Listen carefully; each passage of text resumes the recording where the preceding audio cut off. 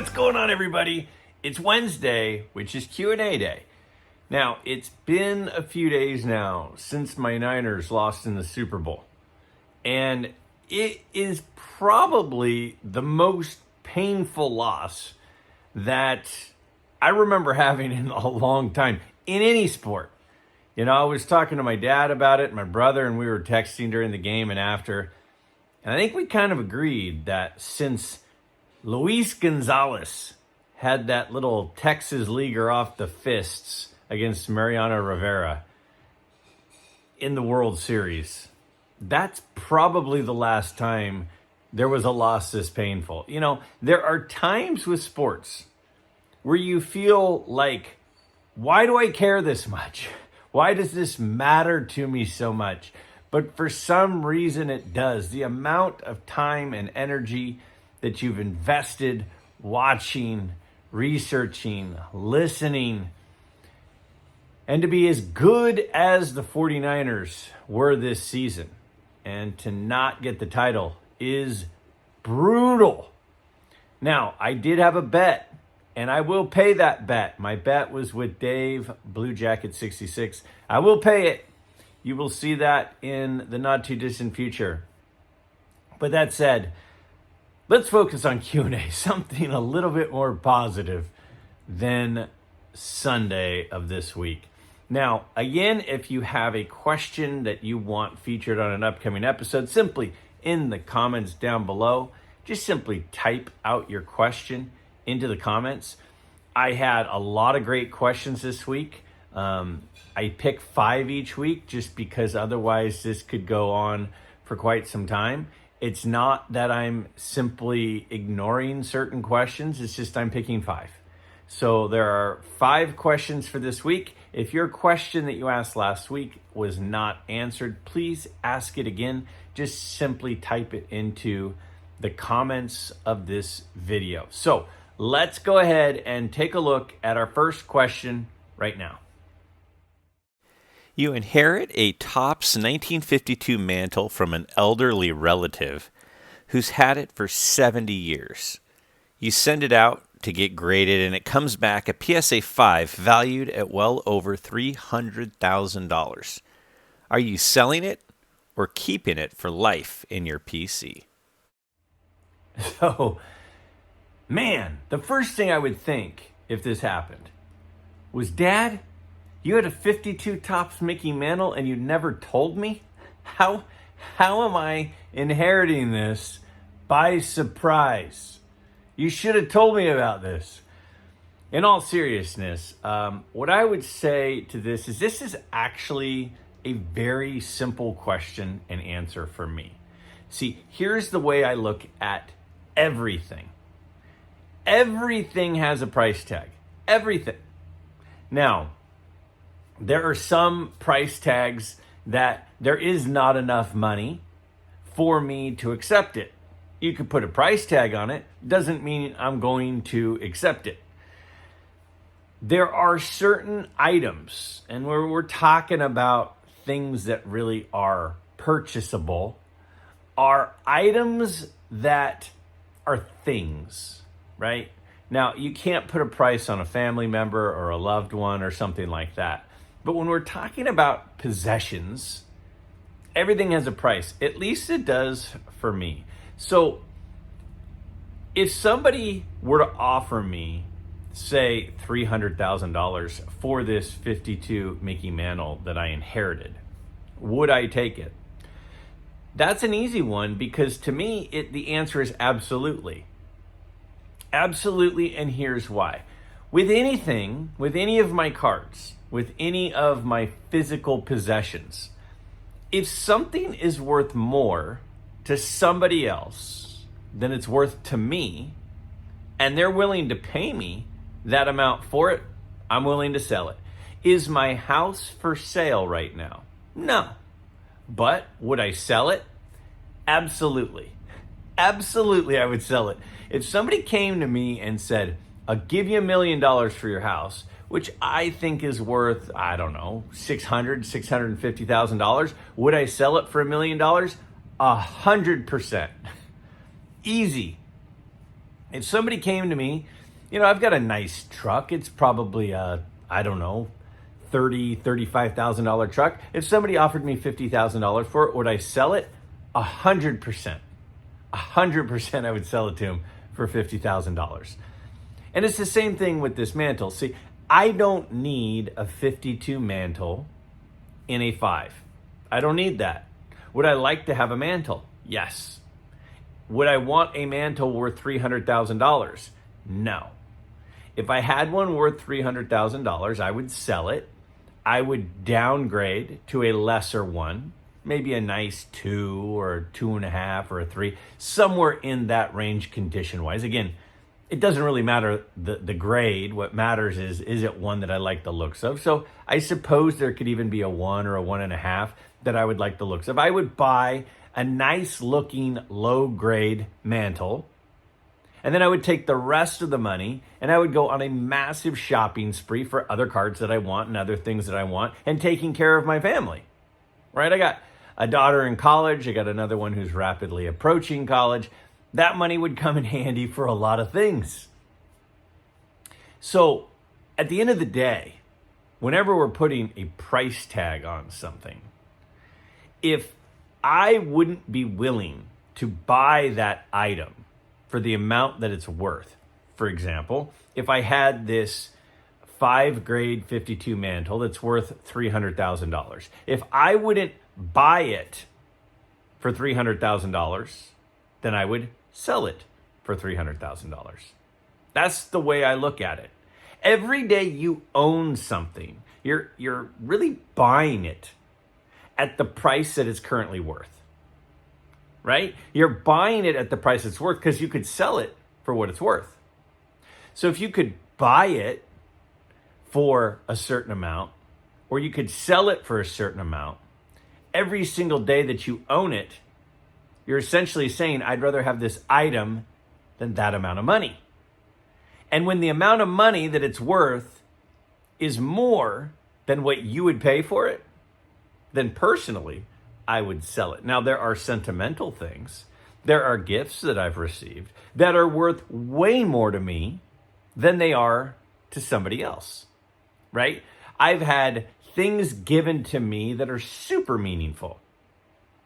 And nobody would ever consider paying me what they would have to pay me for me to sell it. But conversely, there are a lot of things that get to the point where they're worth more to others than they are to me. And to me, that's the tipping point of when it's time to sell. We have a small local card show with 2 or 3 vintage dealers. They typically sort their cards, all raw, ungraded, across several bins based on their condition. Then they price them as book value at 20% discount, book value at 40% discount, etc. However, when I look up comps on eBay, the cards at the local card show seem way overpriced. What are your thoughts on this method of pricing, and what exactly is the book value? Does a percent card in a 10 determine the book's value? So it's funny that you say this, because there are a lot of dealers I've seen like this. It's generally an older dealer who's been around for a long time, not really into, graded cards. They've got a huge collection of stuff, ungraded, and they go off of the book value. In fact, there are even stickers like that you can buy for, listing your cards for sale, where it says book price and it has a little spot, and it says our price and it has a little spot. It's kind of like when you go to the car dealership and it says MSRP up here. It doesn't mean anybody's going to pay that. Now, what does the book price mean? Now, a lot of these particular guys that you're referring to in this situation, a lot of them still go by like an actual printed price guide, like a Beckett.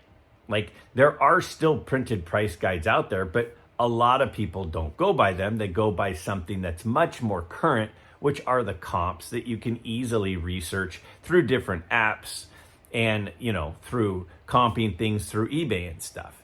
So a lot of people don't use those those printed price guides anymore, but some people do. Now, here's the part that I think is kind of important when it comes to this. When a card is not graded, when it's an ungraded card, it relies heavily, obviously the value of any card relies heavily on the condition. So when you say the book value, is the book value of a perfect one, of a mint one, or is it a near mint one? Or is it an X mint? Or is it poor?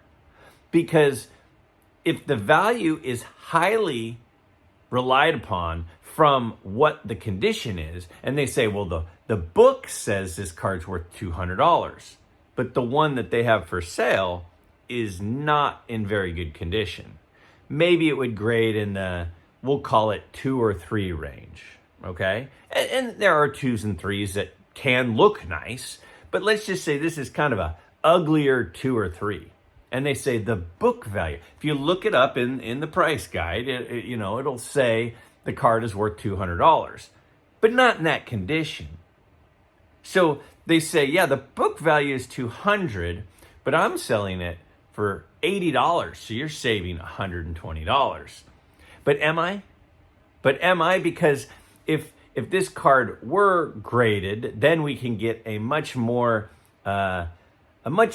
accurate idea of what the condition actually is that people can mostly agree on. Now, obviously, these are all fluid ranges. Don't start hammering me down on, well, Greg, you said that grades don't matter. They don't matter, but they do give you some technical understanding as to the condition of the card. Like if it's a 7, it's not going to have a crease. If it's a 1, it probably does. So there are certain things that we can conclude from certain grades.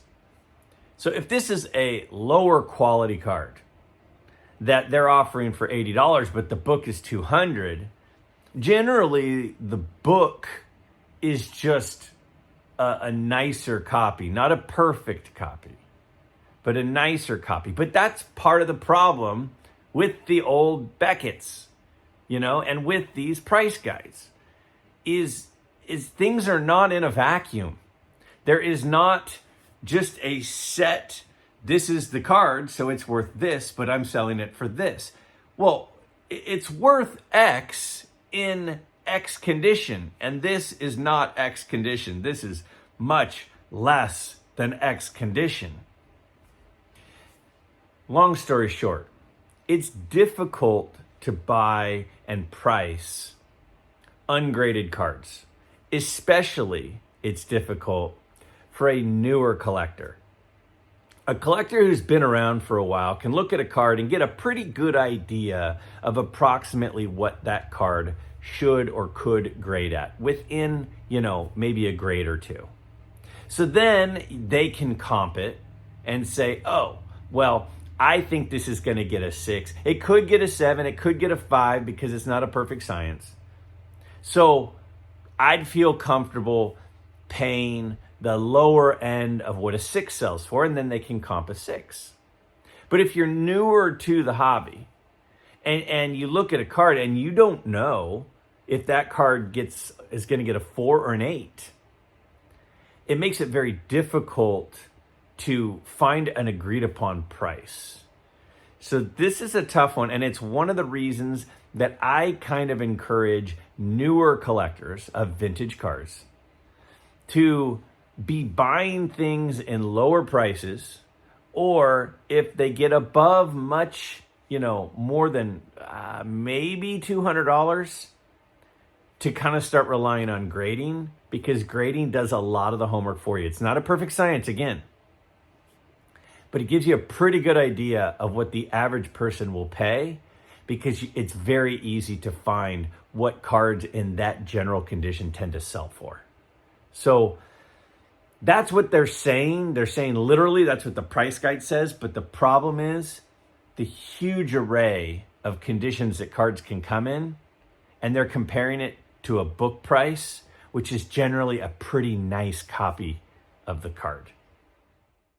From an investment standpoint, what is the best long-term investment for vintage cards with a more limited budget?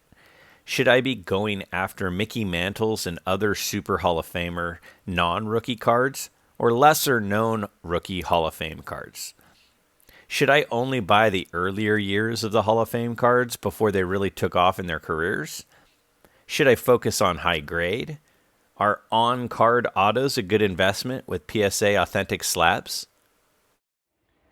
So this is a great variety of questions, and I like it, but there's so many questions in there. I actually have it in front of me so I can make sure that I'm not forgetting any of the components to the question. But let me just start with, should I be buying cards from an investment standpoint of the big name guys, but not their rookie, versus other lesser Hall of Famers and their rookie cards? So here's the situation that I think will help answer the question. Let's say you're having a dinner party and you're sitting around talking with some people, and they say, it comes up that you collect sports cards. And they say, wow, you collect sports cards? And you go, yeah, I've been collecting sports cards for, a long time. And I have a whole bunch of cards. And they go, well, do you have any? Are they going to say to you, Jim Bunning rookie cards? Is that what they're going to say? Are they going to say, is that going to be their first question? Do you have any Jim Bunning rookie cards? And you're going to say, oh, no, I don't have any Jim Bunning rookie cards, but I do have a fourth-year Mickey Mantle. And they go, oh, that's cool. Too bad it's not a rookie card of a Hall of Famer. Versus, do you think they're going to say, do you have like a Babe Ruth card or like a Ty Cobb card?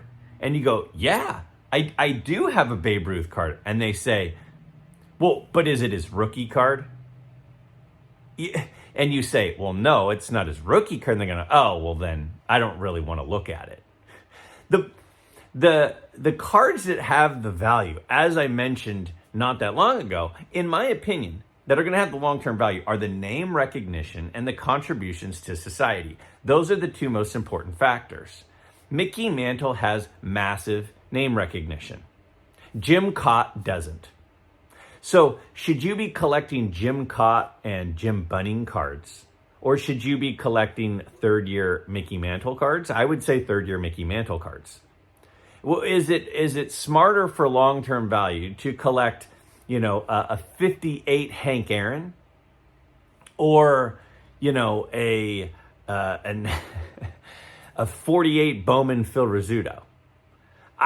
Now that one is maybe a little bit different because there's the age of it, and Phil Rizzuto is kind of a recognizable name. But a lot of these guys, like the average person, hasn't heard of Robin Roberts, even though he was a fantastic pitcher for a really long time and just happened to play on some kind of bad teams, but was a fabulous pitcher.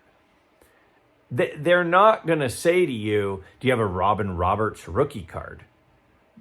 But if you say, well, I have this fourth-year Ty Cobb, they're going to be impressed and want to see it. So when it comes to that question, I would say the biggest names are the ones that I think are going to continue to hold value the most. That's Greg's opinion. Doesn't mean it's the right opinion. It's just my opinion. The big names, the recognizable names, the contributors to society. I have a 1953 Jackie Robinson card. But is it his rookie?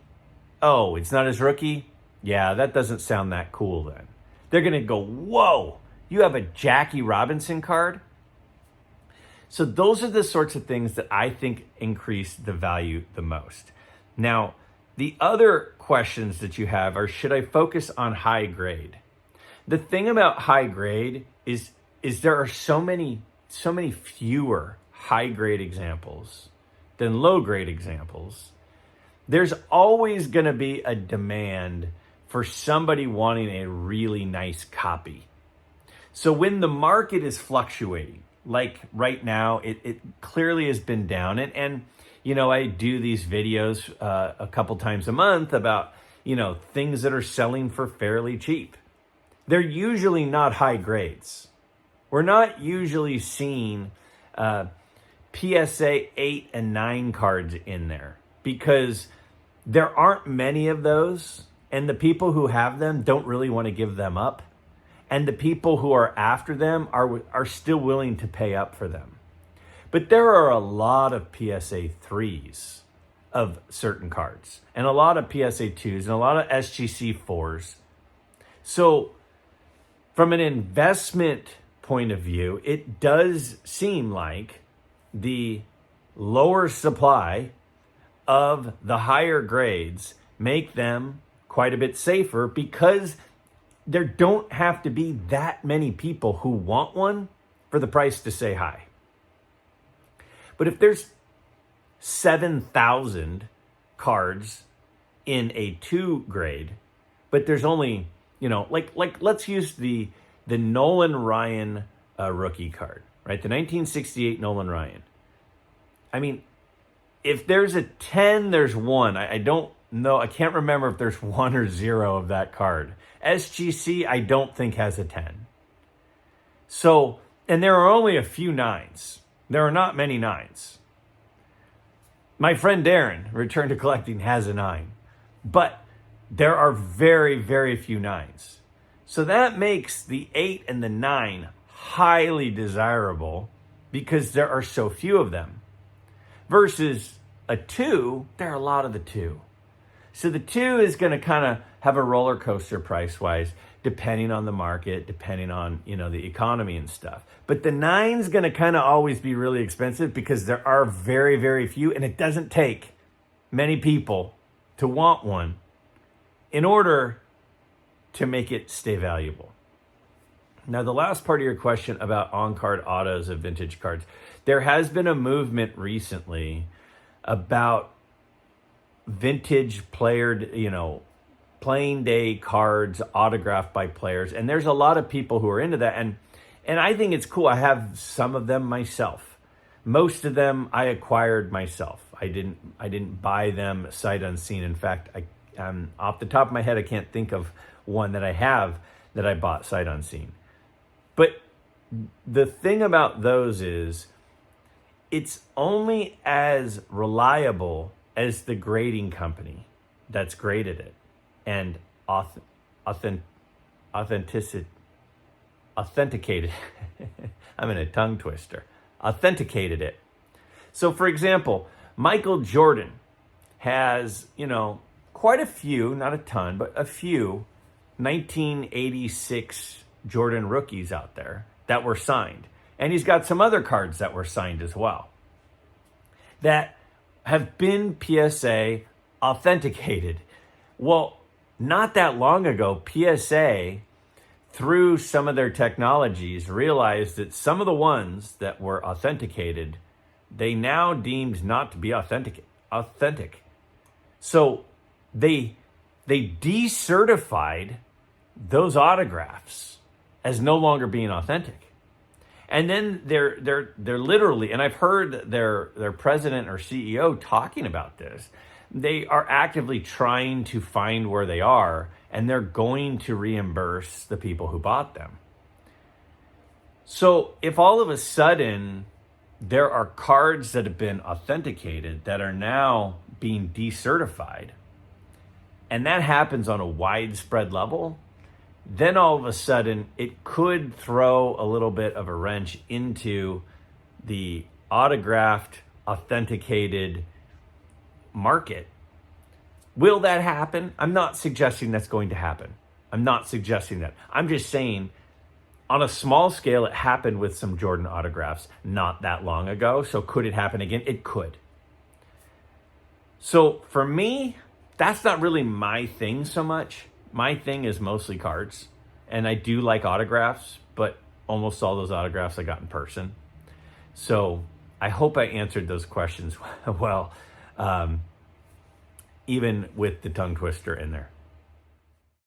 For modern cards, 80s, 90s, 2000s, would you rather buy a low pop off-centered PSA 9 or a perfectly centered higher pop PSA 8? The 9s usually go for about 3 times more. I wonder if the hobby gravitates more to the grade than the card in this example. So if you're asking for me, that might be a different answer than what do I think will happen with values. So an off-center 9 versus a perfectly centered 8. Part of my argument for why grading is a little bit overrated is because you could look at a lot of 8s, you could look at a lot of 7s and put them up next to a 9, and you can't tell the difference. And in some cases, the 7 or the 8 actually looks better than the 9. Now, am I saying that the 7 is better than a 9? Not necessarily. Are there some 7s out there that are better than 9s? I believe there are some.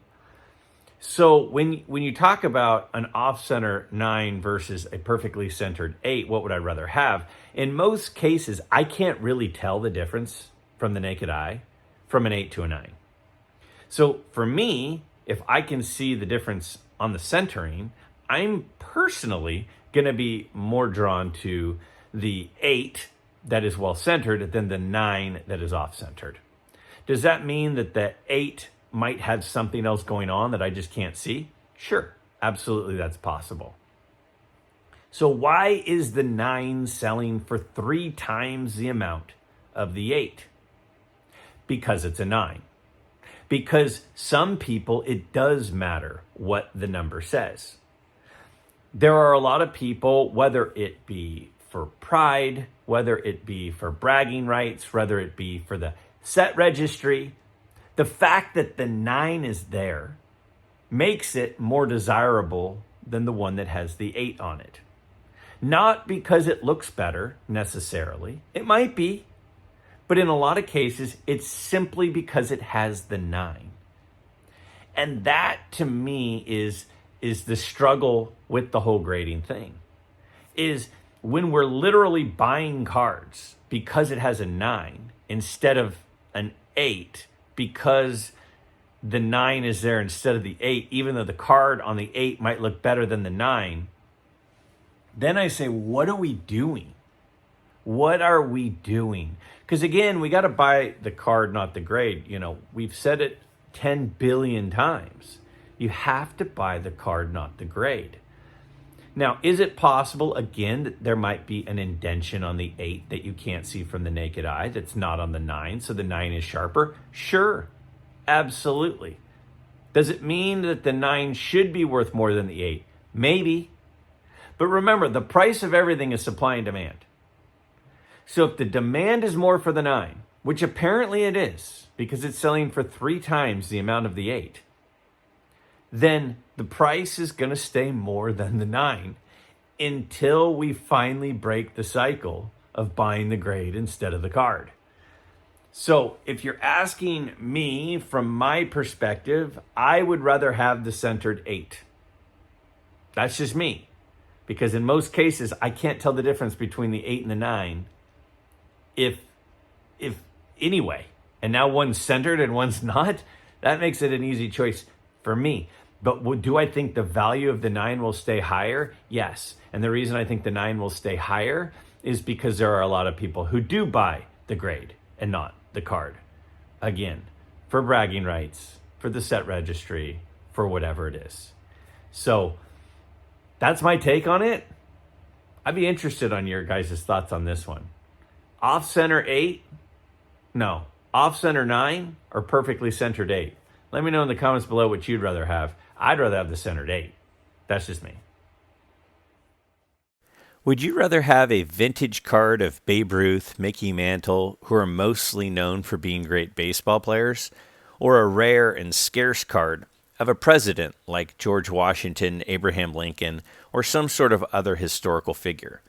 Also, what are some non-sport Grail cards that you would like to add to your PC and why? This is a super interesting question. I am a person who really likes non-sport cards. So for me, the answer might be different than it would be for others. Now, from an investment perspective or from a future value perspective, I definitely think that might be a different answer. So let me just kind of talk about this. First of all, there's a long history of collecting sports cards. The history of collecting non-sport cards is not nearly to the magnitude of sports cards, specifically baseball cards. I mean, like if you say, hey, I collect sports cards, people go, oh, you mean baseball cards? Like that's how a non-collector would respond, because they think of it as baseball cards.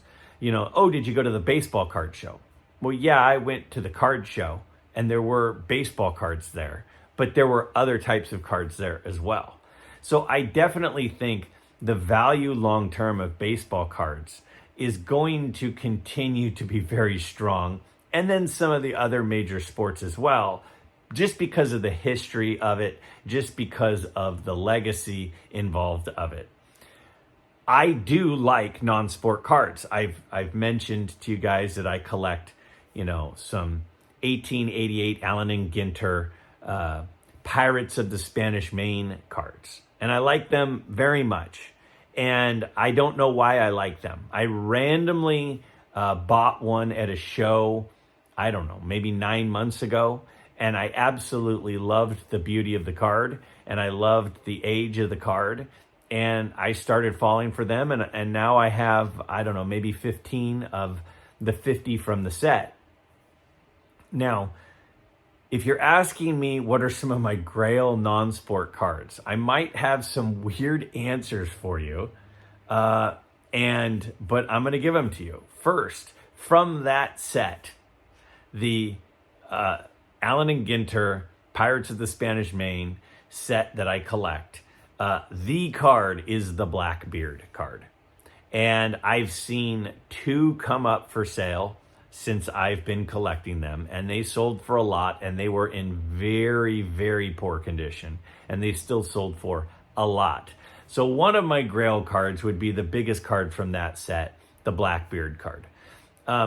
I know that this is insane to even say, but I love Garbage Pail Kids.